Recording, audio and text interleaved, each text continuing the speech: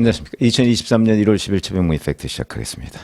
자, 전당대회 출마 여부를 놓고 고민을 거듭하던 나경원 저출산 고령사회 부위원장, 오늘 오후 1시 30분쯤에 김대기 대통령 비서실장한테 저출산 고령사회 부위원장 사의를 표명했다. 이렇게 그 나경원 전 의원 측 관계자가 설명을 했습니다. 그러면서 대통령께 심려를 끼쳐드려 죄송하다 이런 뜻을 전달했다고 하고요. 더 이상 직을 유지할 수 없는 상황이라고 판단했다. 이렇게 알린 것으로 보고, 이거는 뭐 최근에 그 나경원 부위원장이 밝힌 자녀 수에 따른 대출 탕감 뭐 이런 정책을 이제 들여다보고 있다 이렇게 얘기를 했는데, 그 부분에 관해서 안상훈 사회수석 비서관을 윤석열 대통령이 시켜서 이거는 윤석열 대통령 정부의 정책 기조와 다르다 이렇게 얘기를 한 것 등등으로 인해서 갈등이 커지니까 업무를 더 이상 하기 어렵다 이렇게 판단을 한 것으로 보이는데, 이거야말로 정말 핑계에 불과하고요. 실질적인 내막은 사실은 윤 대통령 마음속에 차기 국민의힘 당대표는 김기현 의원을 내정하고 있는데, 근데 여론조사상이나 이런 거로는 나경원 전 의원이 훨씬 더 많이 나오니까 그만두어라 이런 의견을 전달했는데, 나경원 전 의원이 계속해서 버티면서 불출마 선언을 하지 않고 있기 때문이다. 저희가 취재한 결과는 그렇습니다. 자, 그렇기 때문에 지금 이제 저출산 고령사회 부위원장 사의를 표명했다는 얘기는 그럼 출마하겠다는 얘기죠. 저는 지금까지 출마를 못할 것이다 이렇게 예측을 했었는데, 제 예측이 틀려가는 것 같습니다. 왜냐하면 아직 확정적이지는 않습니다. 나경원 전 의원 측이 또 부위원장 사퇴 문제하고 전당대회 출마는 별개의 문제라고 얘기를 해놓으니까 우왕좌왕하는 듯한 기분이 느껴집니다. 그런 점으로 봐서는 뭐 제 예측이, 저는 불출마할 것이다 이렇게 얘기를 했습니다. 근데 그게 아닐 수도 있겠다. 뭐 그냥 이런 정도로 일단 뭐 출마하든 말든 뭐 그거야 이제 뭐 본인이 선택할 문제죠. 그러면서 이렇게 얘기했습니다. 출마 여부는 앞으로 좀 더 주변의 의견을 듣고 여론의 추이를 지켜보면서 할 것이다 이렇게 얘기를 했는데, 자, 어찌됐든 간에 나경원 부위원장의 이 대표 출마 문제가 뭐 출마를 하든 안 하든 여튼 일단락되는 겁니다. 이제 출마를 하면 또 하는 대로, 안 하면 안 하는 대로 일단락되죠. 일단락되고 이제 출마하면 나경원 전 의원을 포함해서 뭐 김기현 의원, 안철수 뭐 이렇게 해서 이제 아마도 3파전 국면으로 갈 가능성이 높고, 출마를 안 하면 안철수, 김기현 간의 2파전. 그러나 윤심을 업은 김기현 의원과 윤심을 거의 참칭하고 있는 안철수 의원 간의 양자 대결이 될 가능성이 매우 높다 이렇게 봐야 되는 거고요.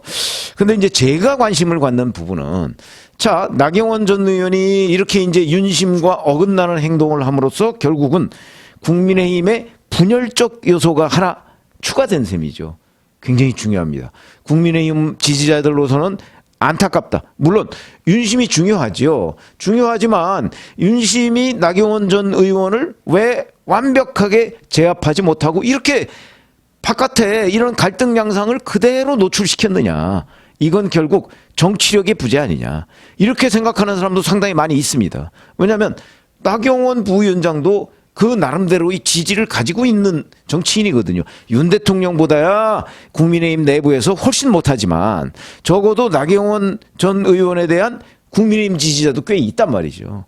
그러니까 이렇게 나경원 전 의원과 윤심이 맞서는 형국, 이거는 결국 당내 분열적 요소를 잉태하는 셈이다. 이게 상지상책은 아니다. 이거는 분명한 거죠. 그렇기 때문에 이제 누구든 정치력 문제를 지적하지 않을 수 없는 건데, 이렇게 보면 이걸 이제 유승민 파동, 이걸 나경원 파동으로 명명을 한다면 과거 2016년의 유승민 공천 파동과 매우 닮았다 이렇게 생각하는 사람들이 많습니다. 왜냐하면 자, 이게 결국은 여권 내의 갈등, 유승민 파동이나 나경원 파동이나 여권 내의 갈등을 의미하고요.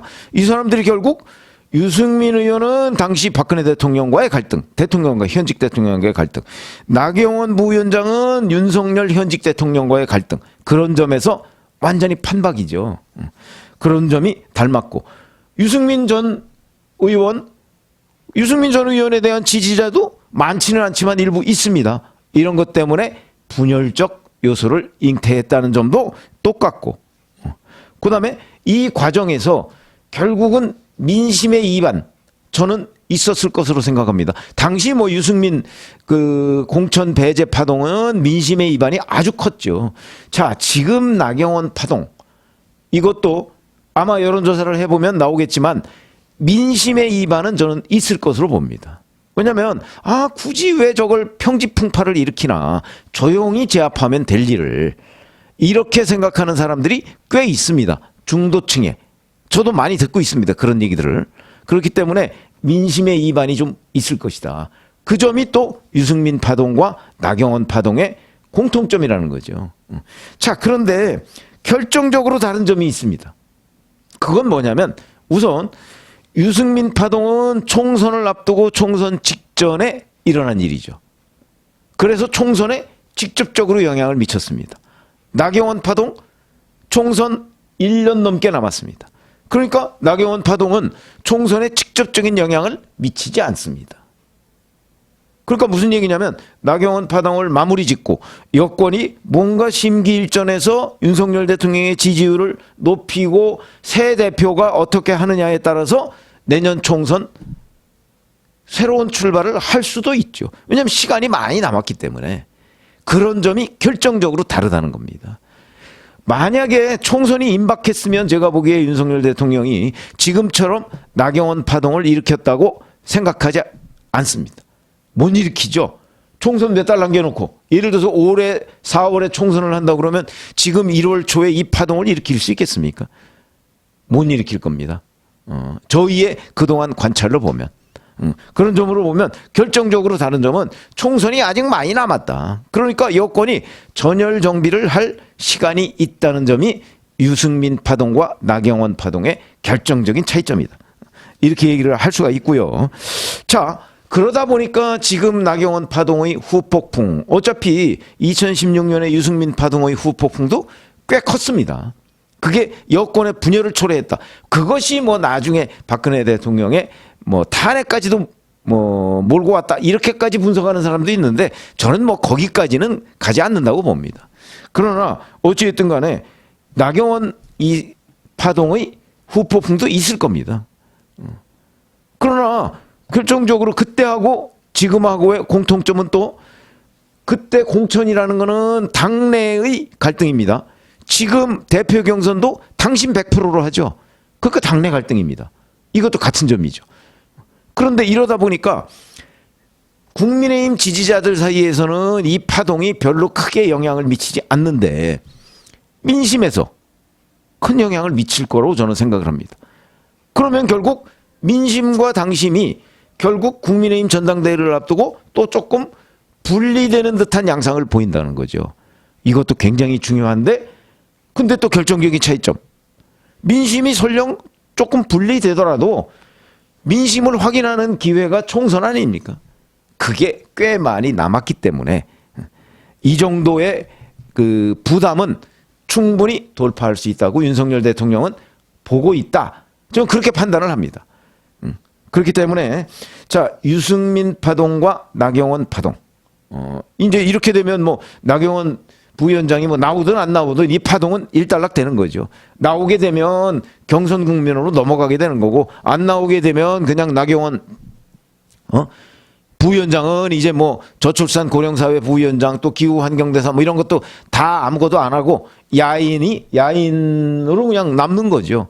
그리고 앞으로 윤석열 대통령 정부 앞 4년 훨씬 넘게 남았는데, 이 동안에 뭐 나경원 부위원장의 재기 뭐 거의 없다고 봐야죠. 당장 내년 공천 뭐 못 받는다고 봐야죠. 지금 현재 예상대로라면. 그래서 일단락 될 것이고, 그러나 이제 이것이 가지고 오는 그 여러 가지 여권 전체에 미칠 영향, 이런 것들은 지금부터 차근차근히 따져봐야 될 대목이지만, 일단 유승민 파동과 나경원 파동은 같은 듯 다르다 하는 점을 제가 설명을 드렸습니다. 물론 그 다르다는 점에는 총선에 영향을 미칠 것이냐는 결정적인 부분이 다르다, 이런 점을 말씀을 드렸습니다. 고맙습니다.